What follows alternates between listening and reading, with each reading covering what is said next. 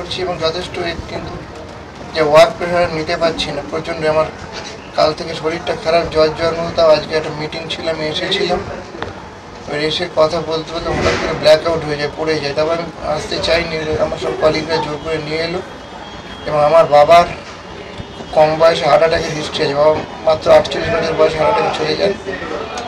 এবং আমি সত্যি আর ওয়ার্ক প্রেশার নিতে পারছি না। আমাদের জীবনটা আগে না কাজটা আগে, সকালে উঠে বাড়ি ঘোরা, তারপরে রাত্রে প্রায় রাত জেগে কাজ করা, একদম আর পাচ্ছি না। আমি বলছি আমাকে হাত জোর করে আমাকে মুক্তি দেওয়া, এই কাজ থেকে আমি পাচ্ছি না।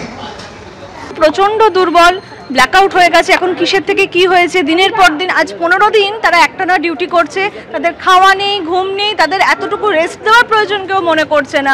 এক্ষুনি এই কাজটা করতে হবে, কি 90% দেখাতে হবে, 95% দেখাতে হবে। আমি মানে বাড়িতে বসে যেটুকু শুনতে পাচ্ছি, তার মধ্যে কাজ করা হচ্ছে মোবাইলে, কি ডেটা এন্ট্রির কাজ, তার মধ্যে কনস্ট্যান্টলি ভোটারদের ফোন আসছে, তারা হয়তো ন্যায্য কারণে ফোন করছেন কি করে ফর্ম ফিল আপ করবো বা না করবো, কিন্তু সেখানে যদি ফোনটা আটকে থাকে তাহলে কাজটা হচ্ছে না। ওদিকে অন্যদিক থেকে চাপ আসছে যে এক্ষুনি করতে হবে, মানে সব মিলিয়ে খুব বাজে পরিস্থিতি। আজ সকাল থেকে ওনার শরীর অত্যন্ত খারাপ, কালকে রাতেও জ্বর ছিল, ওষুধ খেয়ে বারবার বলছিল আমি যেতে পারছি না, কিন্তু তারপরেও জোর করে নিয়ে আসা হয়েছে, যার ফলে এটা হয়েছে।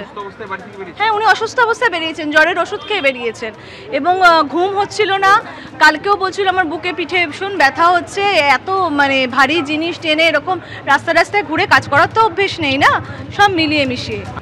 অসুস্থ বিএলও এবং তার স্ত্রীর বক্তব্য আপনারা শুনলেন। তারা স্পষ্টতই যেটা অভিযোগ করছেন যে কাজের চাপে অসুস্থ হয়ে পড়েছেন তিনি।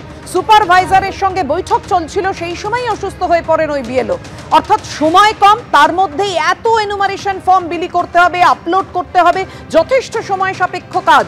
সেই কাজ এই কম সময়ের মধ্যে শেষ করা সম্ভব নয়। প্রথম থেকে এই অভিযোগ করে আসছেন বিএলওরা।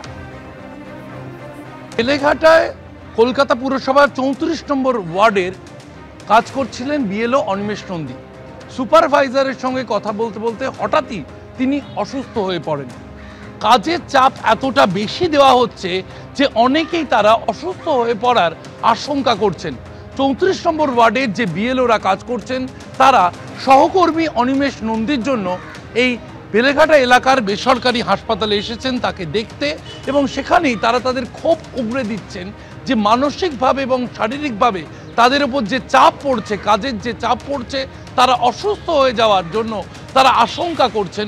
তাই এরকম অভিযোগ উঠে আসছে যে রাত্রিবেলায় 2:30 নাগাদ ফোন আসছে ভোটারদের, তারা এনুমারেশন ফর্ম ফিল আপের বিষয়ে সাহায্য চাইছেন। অন্যদিকে নির্বাচন কমিশন থেকে যে অ্যাপ দেওয়া হয়েছে সেই অ্যাপ পর্যন্ত প্রায়শই হ্যাং করে যাচ্ছে, তাতে তারা কাজ করতে পারছেন না। কিন্তু সময়ের মধ্যে কাজ শেষ করার জন্য চাপ আসছে নির্বাচন কমিশনের ওপরতলার আধিকারিকদের থেকে, এমনটাই অভিযোগ করছেন বিএলওরা। ক্যামেরায় দীপ্ত চক্রবর্তীর সঙ্গে শিবাশিস মৌলিক, এবিপি আনন্দ, কলকাতা। একদিকে নির্বাচন কমিশনের কড়া বার্তা, অন্যদিকে বিএলওরা তারা স্পষ্ট অভিযোগ করছেন যে তাদের হাতে কাজ অনেক বেশি কিন্তু সময় অনেক কম। তাই এই কম সময়ের মধ্যে তারা কিভাবে কাজ সারবেন তারা বুঝতে পারছেন না। এবং যে ঘটনা আপনাদের সামনে তুলে ধরছি, অনিমেষ নন্দী কলকাতা পুরসভার 34 নম্বর ওয়ার্ডের 205 নম্বর পার্টের বিএলও, তিনি অসুস্থ হয়ে পড়েন সুপারভাইজারের সঙ্গে বৈঠক চলাকালীন, এবং তার পরিবার যেটা স্পষ্ট অভিযোগ করছেন কাজের এত প্রেসার, তার জন্যই অসুস্থ হয়ে পড়েছেন অনিমেষ নন্দী।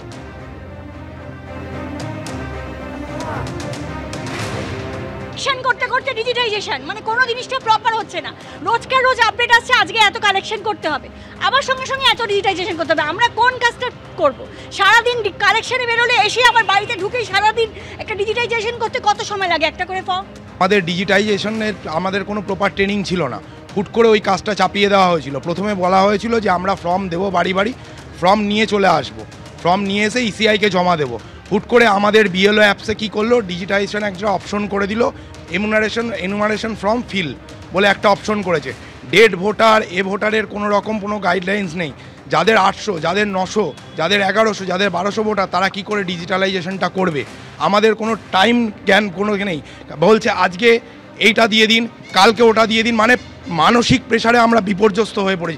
আমি নিজে ডায়াবেটিক পেশেন্ট, বা প্রত্যেক দিন 500 পাওয়ারের 2টো করে ওষুধ খাই, তারপরেও এরকম মানসিক চাপ দেওয়া হচ্ছে। এই চাপ নিয়ে যদি আমার কোনো অঘটন ঘটে যায় তারপরে তার দায়ী কিন্তু ইসিআই নেবে না। এত রকম প্রেশার দিচ্ছে, আমরা জাস্ট পারছি না, একটার পর একটা আমি নিতে। আমার 930 ভোটার, 34 নম্বর ওয়ার্ড, 217 পার্ট। আমি প্রচণ্ড অসুস্থ হয়ে পড়ছি, হয়তো আমার মনে হচ্ছে আমি আর সেরিব্রাল অ্যাটাক হয়ে আমি মারা যাব।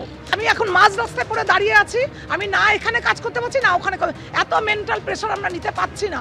আমি জাস্ট অসুস্থ হয়ে গেছে, আমি পারছি না। আর তার মধ্যে একটা করে ফর্ম দিচ্ছি, 10 জন করে বোঝাতে হচ্ছে, আর বলছে যে আমরা কোনো ফর্ম ফিল আপ করবো না ম্যাডাম, ইয়েতে করে রাখবো, আপনি এসে দেখবেন। সেটা কি আমাদের পক্ষে পসিবল? আমাদের পক্ষে পসিবল বলুন তো? একটা লোকের আমি নাম ওখানে তুলছি, সেই সময় 4টে ফোন এসে গেল, আমার মনোসংযোগ নষ্ট হয়ে গেল। এবার ধরুন যার টাইটেল চক্রবর্তী সেখানে যদি চৌধুরী হয়ে যায়, সে দায় তো আমার হবে। তো এইটা তো বুঝতে হবে, একটা ফোনে সে ফোন ধরবে, পাবলিকের সঙ্গে কমিউনিকেট করবে, আবার সে ডিজিটাইজ করবে, একটা নাম্বারের ওপর কীরকম চাপ পড়ছে। প্লাস আমাদের বিএলও একটা হ্যাং করে যাচ্ছে থেকে, একটা করছি হচ্ছে না, বসে আছি।